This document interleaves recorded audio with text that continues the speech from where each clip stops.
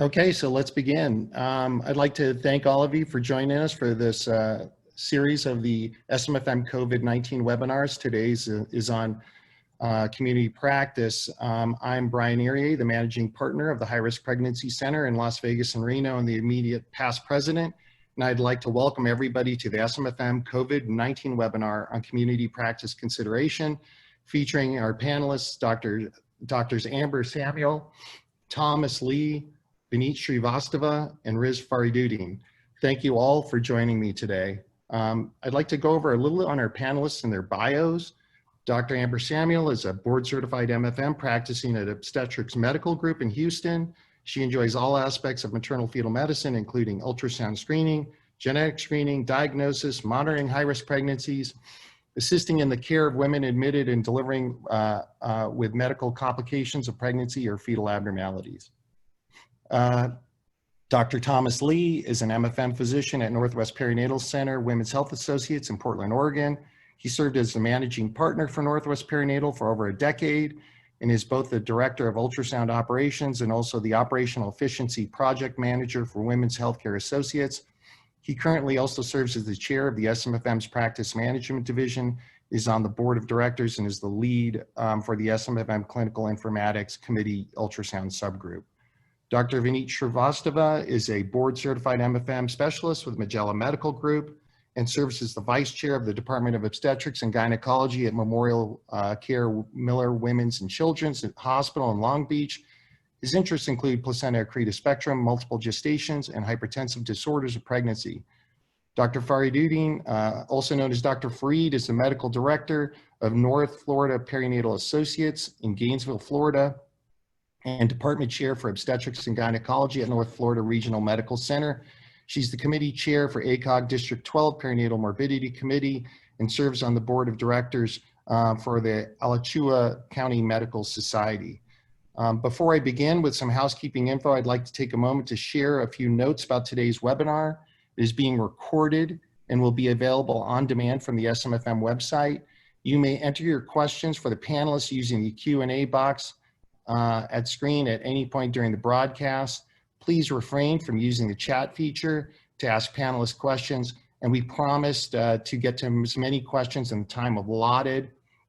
We actually have set this up as possibly about maybe 30 minutes of talk and leaving 30 minutes open for questions. And with that, let's begin the discussion. Next. Our learning objectives are listed here. And then next slide. And then we are going to discuss things with our four physicians, step by step, going through these and ending with our Q&A. And with that, we'll start with Dr. Shrivastava. Good morning, everyone. I hope everyone's safe and doing well. Thank you for allowing us to talk today regarding community considerations in this COVID-19 era. Private practice physicians, and I use the term private practice and community-based physicians interchangeably in this discussion. Private practice physicians, for the most part, face fairly unique challenges that go beyond patients. The practice during this time of COVID-19 is rapidly evolving, especially with the medical information, research, as well as the politics that are behind it all. Private physicians have unique challenges that go beyond the patients, beyond just the medical care. And this is in large part due to a variety of different issues. One is the simple fact that private and community-based physicians aren't oftentimes part of a larger entity as for example, our academic colleagues. They don't have the umbrella of having a larger institution and the purchasing power that they offer with regards to equipment and supplies, nor do they have the safety net. A lot of our community-based physicians don't function on salary. Some do, and for that matter, they essentially, quote, eat what they kill, quote. Meaning that the throughput in the office is how they maintain their livelihoods. Community-based practice, for the most part, practice as small business owners. They have direct fiduciary responsibility to their partners, to themselves. They also have financial responsibility to their employees, the front office, ultrasound techs, nurses, etc. And this is in terms of salaries and benefits. So when throughput in the office is diminished, it affects a greater net than just the practice itself. Next slide. there are different roles that private community-based physicians have. Obviously, we have our roles as physician in trying to manage patients with COVID-19, but we also have roles as a supply manager. We have to not only keep an eye on our normal inventory, now there's this challenge of identifying cleaning supplies and protective equipment, which in a larger institution, you have the greater purchasing power, but in a small-based community practice, it is sometimes challenging, especially in the initial phases of this pandemic, to get the supplies you need, especially if you don't have the gravitas of having a university affiliation. Not only do you serve as a supply manager, there's also serving as a counselor. This era has undoubtedly created a significant staff anxiety.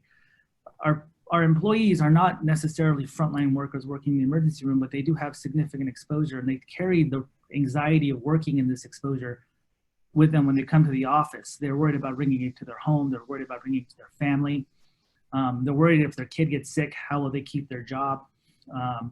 And these oftentimes leads to other HR issues about when they can come back to work, etc. Next slide. So physician staffing in the era of COVID-19 is pretty difficult with regards to community-based MFM physicians. It's highly dependent on the coverage model that we practice in. There are different coverage models in the way MFM is practiced in general. There's solo versus group. There's total obstetrical care versus consultative versus some hybrid model. There's hospital-based practices versus just private office-based practices. And there's also single offices versus multiple offices. The strategies of the goal of the strategy goals for trying to reduce the risk of exposure to physicians has to take into account just simply reducing exposure, limiting the effects on a practice if an exposure occurs. And the goal is ultimately to continue to provide care. Next slide. So the goal, as I said, is to maintain throughput. And in order to maintain throughput, we have to keep practices in isolation. And what I like to talk about is practicing in silos. In my practice, for example, we have multiple offices with physicians that cross cover. The idea of practicing in silos is to start isolating physicians into separate offices and with very little cross coverage. So that if a partner becomes sick or a staff member becomes sick, the infection doesn't spread to multiple offices, essentially closing down the practice. The other strategies to take into account is to reduce office load. And we can do this by adjusting the schedule. I think a lot of us have started doing this in practice. We space out our evaluations when possible. If a growth evaluation is normally seen every 4 weeks, whether it can be seen every 6 weeks, spacing patients out so that they don't intermingle in the waiting room. Practice in use of telemedicine, which will be discussed further in the presentation by other members of this panel. But the whole idea is to use offsite providers or to start trying to use separate offices so that providers aren't in the same space. Next slide. So as part of the other strategy, you have to have a plan in place, or at least the discussion of when a provider is exposed. And there's differing levels of risk. Obviously, there's the time when a provider is exposed because a family member was positive, there was a patient exposure without adequate PPE, or even if a staff or partner becomes positive. These partners may not necessarily have or be infected, but they have the risk of being infected. They may be asymptomatic. These partners can obviously see patients via telemedicine, but you have to have a plan in place, and they have to have a platform that will work from their home. They have to have the equipment ready in order to do this. And then there's the situation when the provider themselves become positive and symptomatic, and then we'll kind of go into CDC guidelines about when they can work and whether they can work from home or not in those scenarios.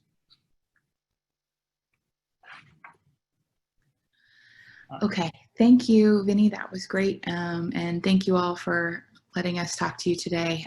So I'm Amber Samuel. I'm going to talk about the non-physician staffing considerations, which is a big component of our practice. We also have multiple offices, as Vinny does, and staffing those in this time has been unique and challenging. So the first thing that we are trying to do is reduce risk to patients and staff.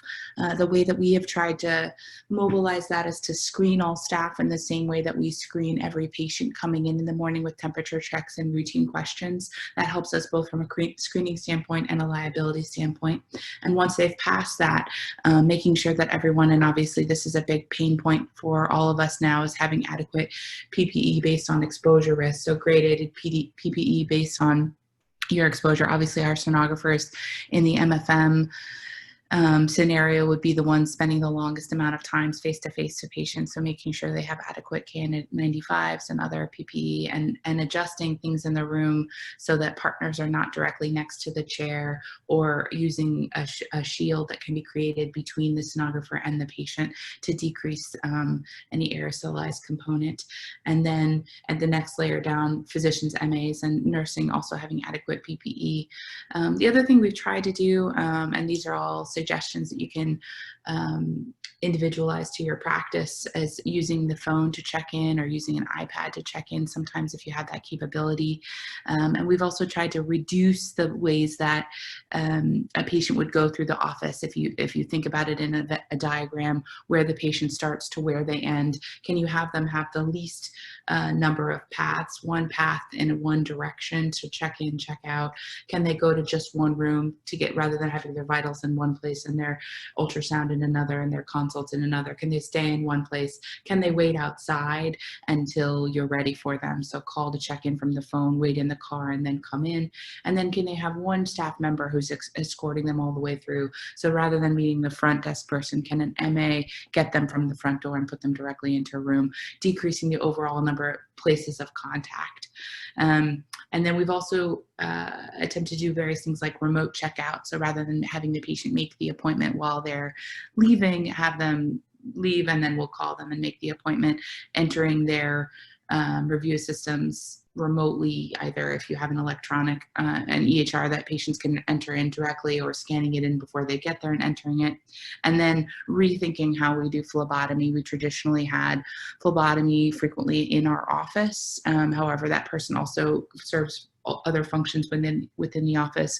So relying maybe back on your bigger labs that are nearby, that probably have more PPE and a better setup for decreasing the time of exposure to the phlebotomist or to your other staff members. Next slide, please. And then the next consideration, so how to reduce patient contact with our staff, and then and really probably more importantly, how to reduce the staff contact with each other. We've all tried to create a collaborative and warm culture, and I think a lot of that has been to put people together to share spaces. And unfortunately, it has become obvious that that is not always the solution to everything, including to a pandemic. So how do you operationalize social interactions in your office to decrease risk? Things like break rooms. I have not found our staff and some of our sites to be able to socially distance within a break room particularly well. And so sometimes you may just even have to close a break room. You can use your local Applebee's format of putting X's on the tables. And then how do you now subdivide your previously shared workspaces, making sure that one person is using one computer? We had a system where we could flex up very easily so people could use multiple workstations. Workstations were ambulatory or on laptops, but now making sure that one person is using their station all day long, or it's being sanitized in between. We've tried to go paperless whenever possible. This came up a lot with blood sugars. So can they email their blood sugars, or can we upload from their app their blood sugar readings as opposed to having them hand paper in?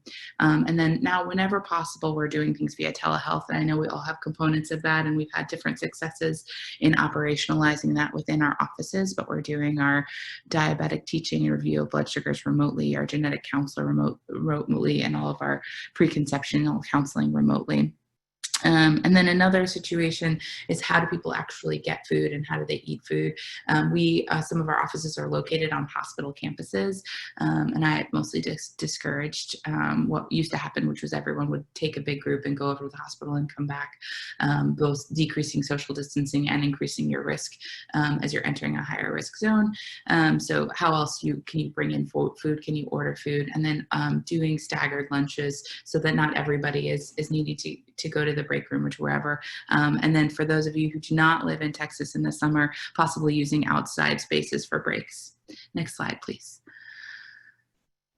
And then how do you deal with a positive staff member? And I know Vinny touched on positive physicians. I think we are easily able to remotely cover or figure out solution, or more easily able to do those with a staff member who's needed for their actual hands-on work in the office. How do you deal with that? So we've gone through various strategies in the office. What do you do for people who are awaiting testing? So those who are asymptomatic but had an exposure, do you let them work while waiting, or do you wait for their test to come back? In our area, for the most part, it's still taking about 5 days for patients' tests to come back, depending on whether they go to an urgent care. That can be pretty faster if they go through their PCP. So what do you do during those 5 days? They're completely asymptomatic, but they may have been exposed. And then symptomatic, how do you get them tested efficiently? Because maybe they have a rhinovirus, but you're still waiting 5 days for that to come back. Again, trying to streamline. We have a list of the places locally that our staff members can go, and how quickly we can get those tests back. And then those with household contacts. So they have a household contact, their child had positive COVID-19, they had a negative test. When do you do repeat testing, or do you do repeat testing, or do you wait based on the CDC guidelines 10 days from the first positive?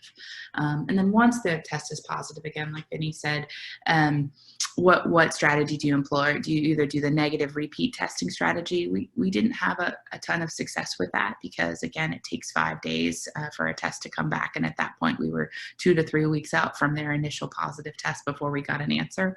Or you do the symptoms-based approach. And we know that everyone will probably approach this differently, because we're basing our recommendations on very little data. But currently, the CDC recommends 10 days from the initial positive test or initial symptoms, and then 24 hours from the last fever.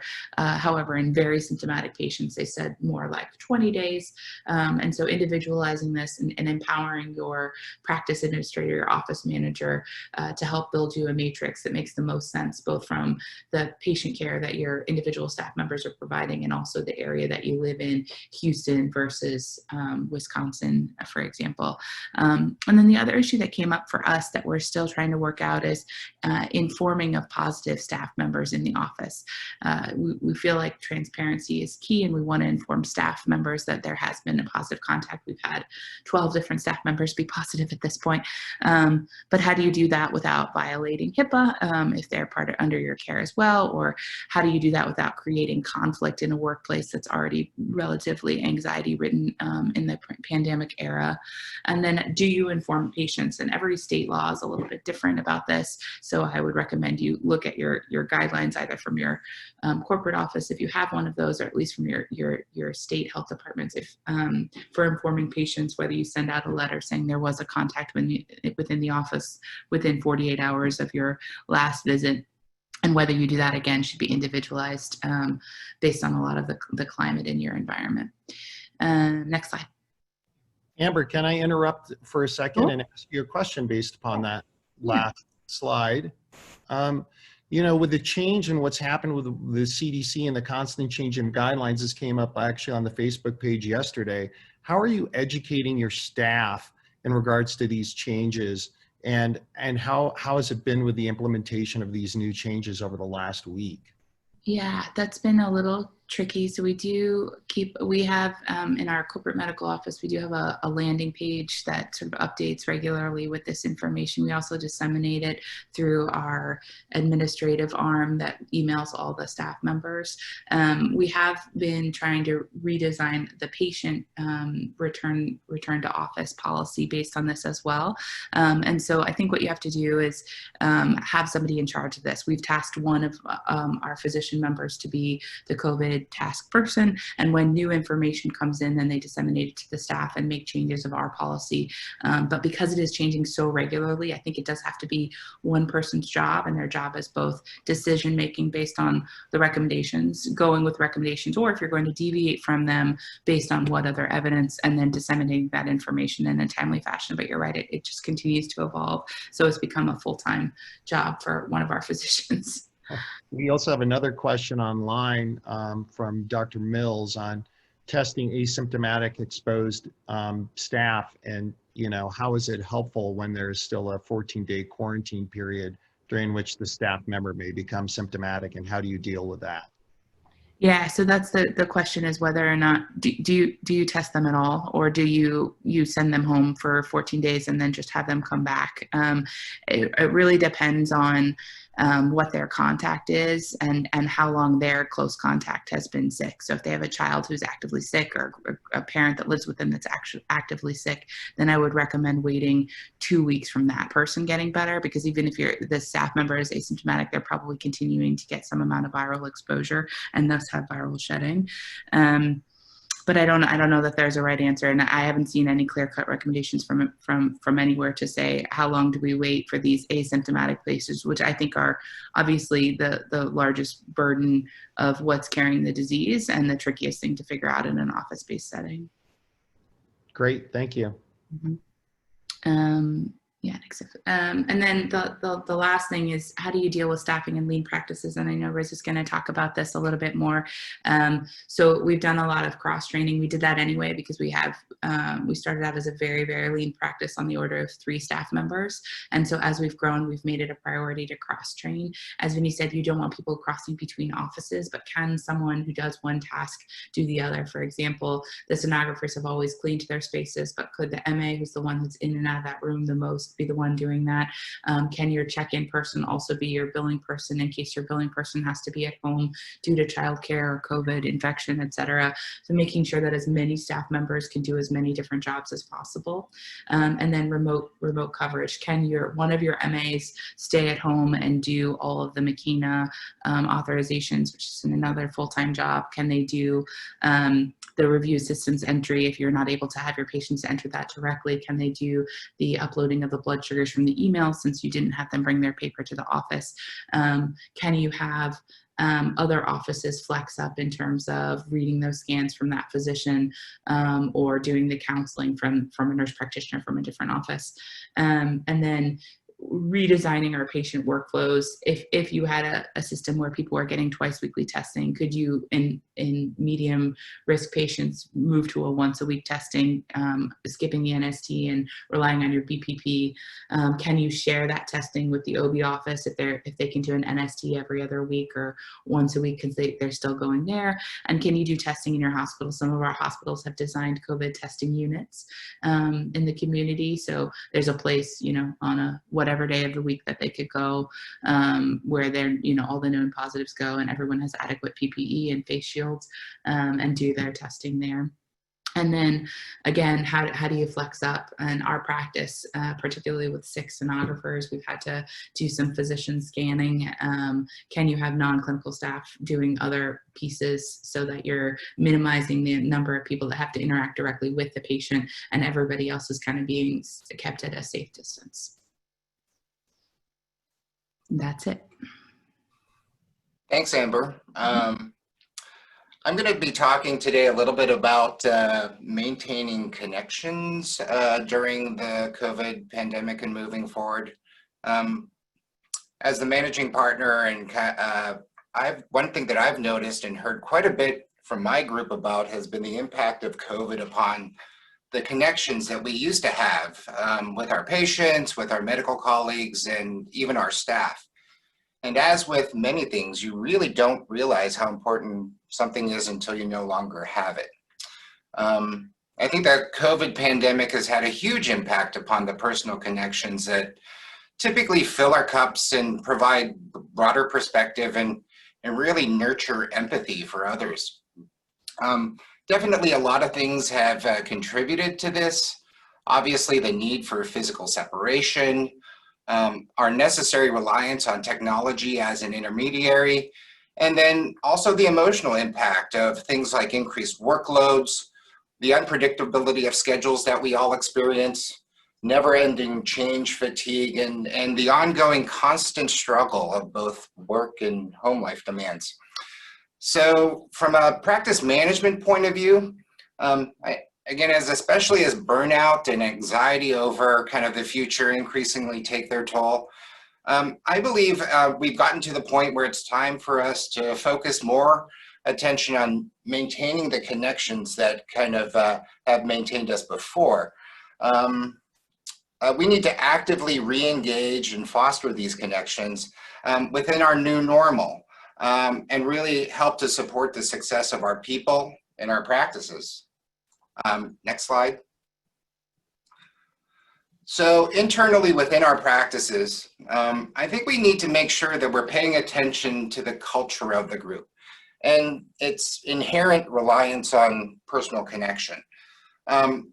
Social distancing clearly leads to isolation, and it's this isolation that then contributes to the breakdown of the functional team. And unless we actively and intentionally address this going forward, this is going to continue to negatively affect your practice's group culture. So for example, in our practice, there are some days that I'll be doing a telehealth visit or telehealth visits the entire day with my door closed to maintain social distancing, and have no idea that my partner just down the hall is getting killed in ultrasound. And obviously this isn't intentional, but it's just a byproduct of the adjustments that we've had to make due to the pandemic. And it's so far from the team approach that used to be the norm in our practice. So I think I would advocate in making sure going forward that this is something that your management team has on its radar. What we need to do is foster situational awareness of what's happening outside our closed doors. Definitely increase cooperation among the team, which may be lost. And like I said, continue to steward the team mentality within our staff and our providers. So there are some potential suggestions that I have that we're instituting in our practice. First, short departmental huddles at the beginning of the morning and the afternoon, so that there is awareness of kind of the workloads of everybody throughout the clinic, various impacts on staffing issues that occur day to day, and any potential problems that we could foresee. Additionally, having frequent short call group meetings is vitally important. As part of that, we want to optimize the time that you have together by emphasizing active engagement and interaction, rather than kind of just dissemination of information, which can be accomplished via email. Occasionally, I think it's important to have what I call mask-to-mask meetings. Absolutely do not underestimate the value of in-person meetings, and don't let that go to waste. As a leader in your organization, make sure that you're performing, again, at intervals, some individual rounding with your physicians and staff. You need to understand what their needs are and their concerns in order to help them going forward. Next slide. And we need to do the same for our external relationships, because they're all going through the same thing that we are. Make sure that you're reaching out to your referring providers. This can be done either by performing virtual site visits or with telephone check-ins. Want to reaffirm with them your practice's ongoing commitment to excellence, both to them and their patients. Make sure that you're taking the time to discuss your practice's operational changes that you put in place due to COVID, and really understand how their practices have also changed. And we want to continue to create an ongoing regular dialogue with them so that you can identify issues and needs on both ends, work collaboratively, yet remotely on solutions that are beneficial going forward. And I would also say that you should do the same for your affiliated hospital systems, and also don't forget your industry partners. Tom, this is Brian. Can you give me an example of what you're doing with some of your referring providers? Are you doing Zoom meetings with them? Are you doing kind of town halls with them? Or what are some possible ways that you've kind of reached out to do this? Right. I think that this has to be a proactive initiative. We sometimes get so lost in our individual silos, even as practices within our healthcare communities. What we have done is we have actively reached out to our partners to set up these Zoom meetings, these Microsoft Team meetings, both with our referring providers, and our hospital systems, because there are so many operational changes that have occurred in silos that these systems, which used to run pretty smoothly, are really encountering problems. And only when we get together and talk things out and come up with solutions, those are when you really build those connections. Next slide. So I just want to talk a little bit about working remotely. This hits home for me because I had to work remotely from home for a week. And these days, maintaining connectivity is crucial. And I just wanted to present a couple tips that I've learned through my experience that hopefully I can pass on. I think because MFMs, for the most part, work in a lot of different virtual environments. And really, we rely essentially on real-time communication when we're seeing patients. And I would advocate that you really do need to up-level your remote access capabilities if you haven't done so up to this point. The things that kind of are vitally important in terms of working from home, making sure that you have ultrasound reviewing and reporting capabilities outside of the office. Obviously, EMR connectivity is important. Don't forget things like desktop functions like email and instant messaging and electronic reference materials. I know that was an issue for me when I was working from home. Obviously, video communications for telehealth visits and meeting attendance is important to have remote. And then telephone communications, things like call forwarding from your office extension to your cell phone. Those are some of the things that we had to put in place in order to facilitate remote work. You also need to be able to connect with referring providers and patients easily. In our practice, we actually have central points of contacts called navigators that I can easily speed dial from my remote desktop at home. This patches me through to my cell phone, and it's no different than if I were sitting at my desk in my office. And then these navigators can track down referring providers, office staff, and patients without me having to do it from home. And then one final tip, make sure that you're creating a how-to cheat sheet with best practices for remote work for your physicians and staff. This is incredibly vital, especially for those who are not so tech savvy. And that's it. Thank you. Thank you, Tom. Good morning, everyone. So let me begin by introducing you to our practice. We're located in Gainesville, Florida. It's in the northern part of the state. Although Gainesville is a college town, the surrounding areas are quite sparse and rural. We support approximately 10 county primary service area, and of the 9 counties which abut ours, only 2 have hospitals which provide OB care. So we are surrounded by OB deserts. And it's not unusual for patients to drive 40 to 70 miles one way just to come to see us.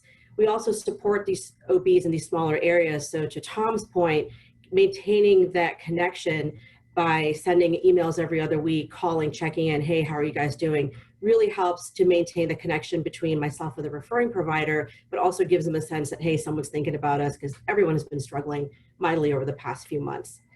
So think about the conversations you had earlier this year with your staff. You know, how are we are going to stay open and continue to care for patients during a global pandemic.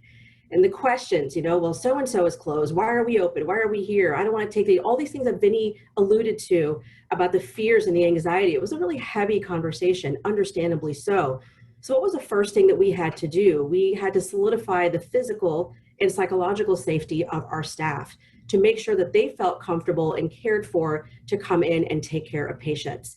We began masking our sonographers very early in the process, about mid-March, and immediately locked down to not have, with some exceptions, no visitors in our office. And that really helped with the distancing, because we all know our ultrasound exam rooms are not huge.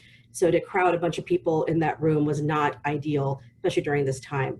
We went over how we were going to clean rooms, and all of us learned how to do it in case we needed to pitch in, what gets wiped down with what particular wipe, How long does it need to dry? And then when can you put a patient in that room? To Vinny and Amber's point, adequate PPE, boy, initially it was tough to get our hands on things, and everybody struggled with this. I remember one of our shipments of gloves included a box of Oklahoma Joe's barbecue gloves, and I wasn't sure what to do with that, but I mean, this is how difficult it was to get our hands on adequate PPE. I mean, obviously it's better now, but maintaining that supply is also important, again, to Amber's point. Distancing, we rearranged our exam rooms, we moved the chairs in the waiting area, tape on the floor, so we could space out people at the check-in and check-out area. And this, for us, was really helpful to have in place, as in mid-April, we lost 4 people to leaves and furloughs, and it absolutely decimated our staff because all of us had to really put this practice on our backs and move forward. And I'm so grateful for the people I work with that are able to make it happen. And to Tom's point, we continue to have monthly face-to-face staff meetings. So important to maintain those connections and to disseminate information. That real-time feedback is so important in being able to ask questions and assuage some fears. Next slide, please.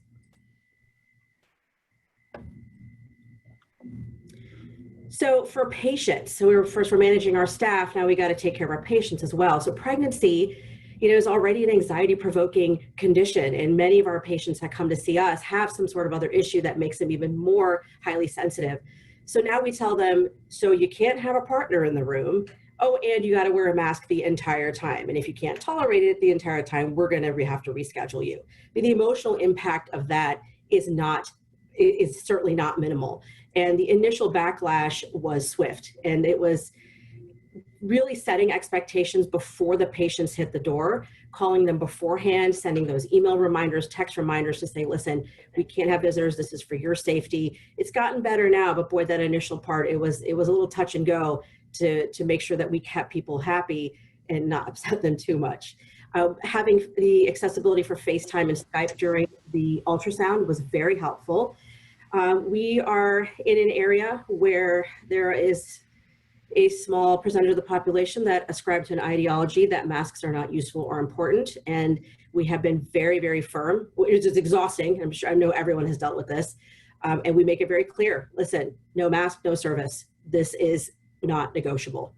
And if you're unable to keep it on for whatever reason, we will reschedule you.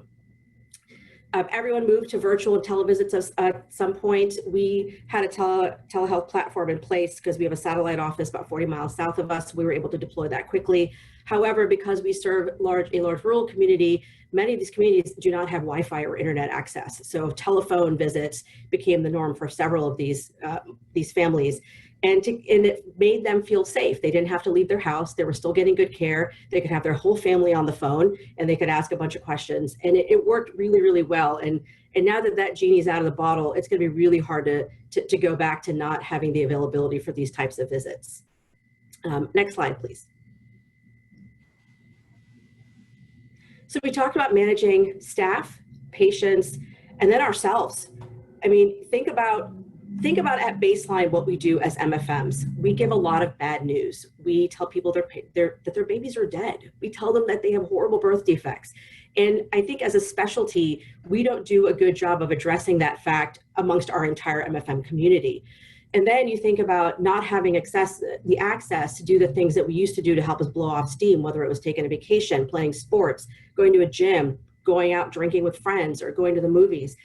And all of a sudden you have your kids at home, and all those things that Vinny had alluded to earlier with our personal lives, it's a pressure cooker of anxiety. And so I beg of you, don't forget to take care of yourself, because COVID isn't going anywhere, and we need to be ready for the long-term view, which takes me to the next slide.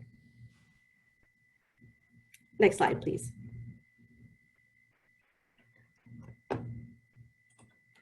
So looking ahead, COVID isn't going anywhere, and we have to look at what is the long-term sustainability? What are our strategic and operational plans moving forward? And I feel like this is a really good time to break from the inertia of the past. Why do we still open the door to the waiting room and say, Sally Jones? Like, why are we still yelling into waiting rooms? Like, why? There's old habits and suboptimal ways of doing things. And this is such a great opportunity to innovate and reinvent new systems. Things like that Amber had mentioned, remote check-ins. These are things that should be becoming standard, and hopefully this will push us all in that direction. You're looking at your inventory. Can't rely on one vendor anymore. Multiple sources of vendors for PPE. I mean, Amazon for us has been our friend, getting the standing sanitizer dispensers, face shields, plexiglass stands for our desk, making sure that if you are owned by a corporate entity, that they have access to that as well. It's for standardizing your sanitation techniques. What is that going to look like? Are we going to continue to do that? We likely will. And what does that mean for volume? Can you realistically see 40 patients in a day with a certain number of rooms? If those rooms have to be turned over and cleaned and wait for them to dry, what does your volume look like moving forward? And what does that do to the sustainability financially of your practice? Vinny had alluded to scheduling alterations. Our priority, how do we stratify patients? So a couple of new things we deal with now. When do you schedule patients in an outpatient setting that are positive and asymptomatic? How do you get them scheduled in your office? Until the new CDC guidelines came out, we were having them come 14 days after a positive test or 72 hours free of symptoms. Those who need testing in the hospital, we worked out a system with the hospital to have the OBs call our scheduling team, just like they're scheduling a C-section, they're scheduling a COVID positive patient for NST or whatever it is that the patient is coming for. Because how far do you push patients out? We still have to give care. Pregnancy continues whether or not there's a pandemic. And we certainly don't want to invite bad outcomes by ignoring patients or pushing them out, not ignoring, but pushing them out too far when they need to be seen weekly or twice weekly. And then regarding schedules, I will tell you personally, the anxiety for me is when school starts in the fall, what is that going to look like for all of us? What is going to happen? Families are making very difficult decisions on whether to keep their children at home or do it in person. And what's going to happen when we start getting kids exposed in school that are bringing it back to their parents? What is that going to do to our schedules? So having strong IT support, agility in your EHR, having some sort of backup system, creating open spots. I mean, it's just a lot to think about. I'll stop talking about that because it's giving me anxiety. Next slide, please. And so standardizing your telehealth options. Again, hopefully this isn't going anywhere because the into-office visit is no longer the default option. There are other options, especially for us with our rural communities. It's been such a godsend to be able to do these consults remotely and give these moms the care that they deserve. Referral patterns. How do you keep your referring clinicians happy? And it comes down to exactly what Tom was saying earlier. Keep them in the loop. Make sure the patients are scheduled. Let them know what's going on. Let them know of any limitations in your practice. And communication. It's communicating the 87th policy change to your staff, patients, referring clinicians. And it's a lot to keep track of. Like Amber said, it's a full-time job. But it's here to stay, and we need to put our heads together to figure out how we're going to sustain our practices in the long term. And with that, I'll give it back to Brian. Well, great. I'd like to thank all of you for your expertise. At the same time, I want to really ask people if they want to ask questions online. I don't promise that we have all the answers, but we'll try our best. I'll actually try to put some questions out there, and I'd like our panelists to ask questions of each other. But what telehealth platform are you guys using, and are you happy with it? And where are you going with this? And I've saw online that a lot of people were using Doxy, and we actually started getting professional Doxy licenses as we were utilizing as our outpatient EMR eClinical works, and the telehealth platform just was not adequate. And we're much happier with Doxy. What are you guys using?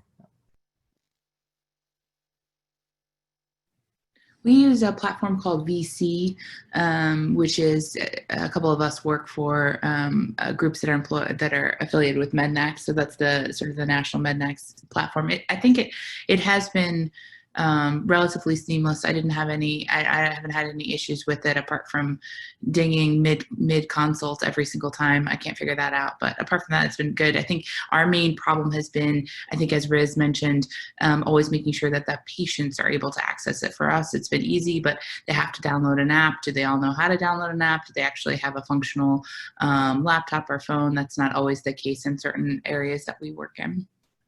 I work at MEDNAX just like Amber does, and initially tried to use VC, but have a lot of difficulties with the platform in general. I switched over to Doxy, and it's far easier in terms of interacting with the patient. They don't have to have a an app downloaded to their phone necessarily to use it. And it's just, I like you, Brian, we've used it now almost exclusively. We use a system called LifeSize, which we had in place prior to the pandemic. We used it for site-to-site conferencing and redeployed it for use for telehealth. I think it works really well, but it does require downloading of an app. And but once it's in place and you have the systems in place, we've had good success with it. We use a platform called Sonic Express, and it's a little glitchy, but when it works well, but we have issues with connectivity, and it might just be where the patients are in their Wi-Fi connections.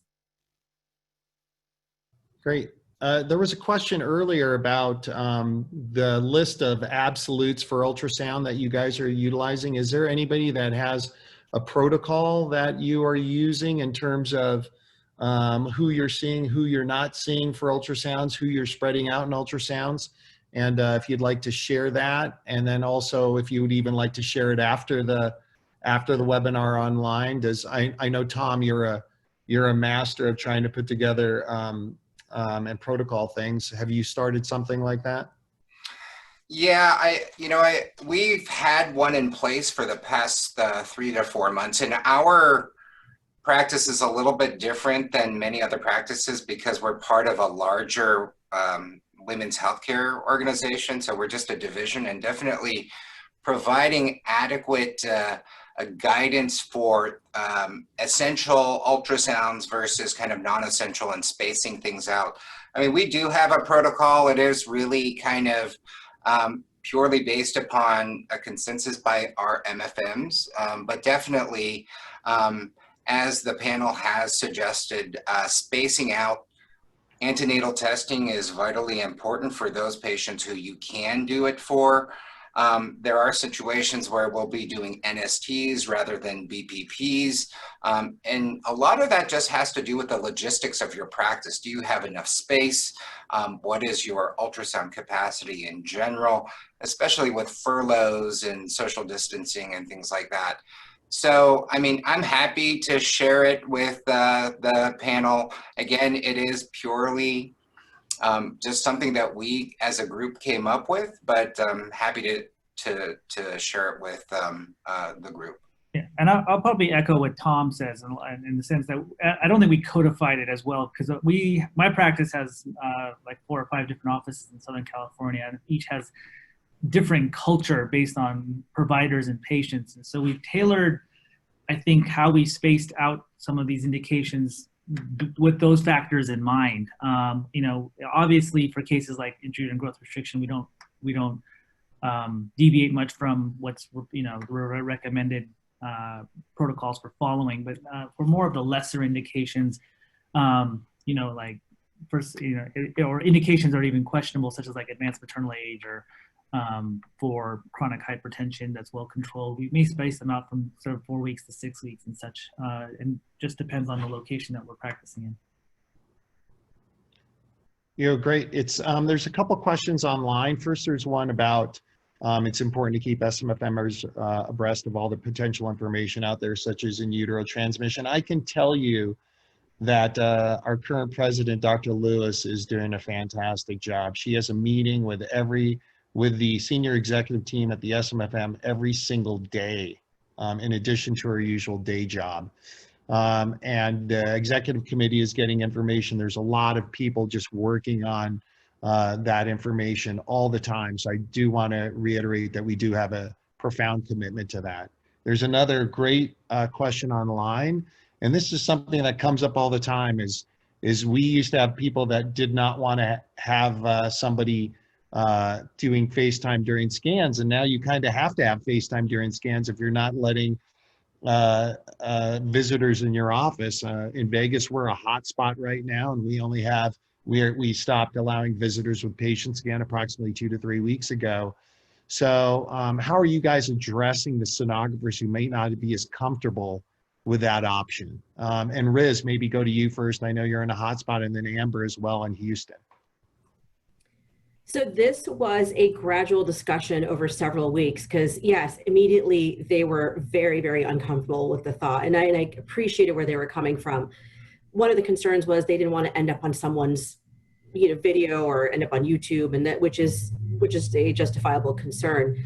But over time, I think seeing how the patients were reacting, how they were upset to not have someone there, I think really came around. But it took about a good 3 to 4 weeks before everybody came around to be comfortable doing it. We have a consent form that we have patients sign regarding, that this is just for entertainment. There's just a whole sort of legalese mumbo jumbo on it to make sure to protect us from any liability concerns. But it is, it took a long time to get everyone comfortable. But now that we've been doing it, they've actually been enjoying it, surprisingly. And the other surprising thing for me is that how many people actually don't even ask for it anymore, but we have that available in case people do ask for it. Amber? I think same for us. We had initially so much blowback over the no visitor policy that an alternative that was somewhat placating to the patients was desperately needed by everybody, including the sonographers who may have not historically been comfortable. We also have our room set up in a way that the patient and the television that they're viewing on are in a different direction than the sonographer. So the sonographers themselves, in very rare instances, are themselves actually being recorded, which was sometimes an issue for them. But I think as Riz said, it took a while to get comfortable with, but it really just became the least painful alternative than fighting with patients and fighting with their partners over the phone. And I think, as Riz had mentioned in her part of the talk, I think setting expectations before the visit is really, really important for maintaining patient satisfaction and like a workable therapeutic relationship with your patients, knowing that you're in a time when there isn't visitors, or there can be visitors, knowing the time that you can do FaceTime, having all those things laid out, even as a recorded message to their appointment time, I think is really important. There's also another question on the detail of setup in the exam room for the inclusion of Skype and FaceTime, and are you having the patients hold their phones? I can tell you, one of the sonographers in our practice, she got one of those cup holders for your holding your phone, and is actually you can put it in the slot on the ultrasound machine that holds the gel, and you could point it at that screen, and then the sonographer knows that they're not being scanned because it's just looking FaceTime right at the screen, and it's actually worked pretty phenomenally. And then the patient can have their hands down at their side the whole time, and it's been pretty good. It's been a really good solution for us. So just so you guys out there. There's another question on Riz. Can you please share your consent form afterwards in regards to this? Absolutely. I can send it to Gabrielle. Okay, and then Kathleen Bradley has stated, Tri-Fi has made their system available at no cost for video archiving and sharing of images for any patients that do not have their significant others available. I can tell you that we use Tri-Fi for our office, and I'm sorry to talk about commercial vendors, but we do utilize Tri-Fi now, and that's been a really great solution for us, not only with sharing with physicians, but sharing with our patients and their families, and that's been really, really good. Do any of the other panelists have questions of the other panelists?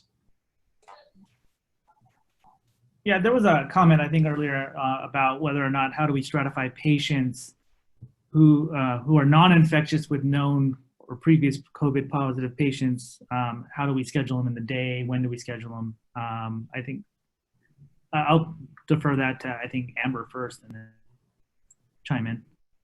Yeah, so we have, I think it's actually sort of genius that the question came and they said that they put them to the end of the day. We just try to put them to time when there aren't other patients, so very early, because at least early we can predict that there won't be other patients waiting. You never know how your workflow is going to go. So you schedule a patient at 5 and then everyone's still scanning until 5:30 because it's been a bad day. You haven't really accomplished your goal. So we generally do it early and then one day a week.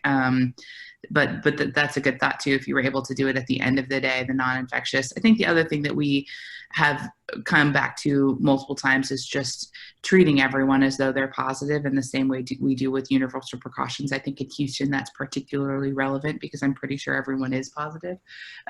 So making sure that we're doing the exact same thing with every patient, acting as though every patient, COVID positive and COVID unknown, are all treated the same way with how we're handling the exam, their workflow through the office, the PPE that our staff is wearing, and as Riz said, that the patients and if they're allowed visitors are also wearing their PPE consistently. We've put up so many signs in our office. There's almost no wall space about the face masks in every language we can think of, and as politely as we can think of, but really having a no tolerance policy for a lack of masks. But we're trying to treat everyone as though they're COVID positive because I think in our environment right now, that's likely to be true. Great. Anybody else with any questions? Well, I think we'll let everybody go back to work. I'd like to thank everybody, the participants, for attending, and thank you for joining the webinar.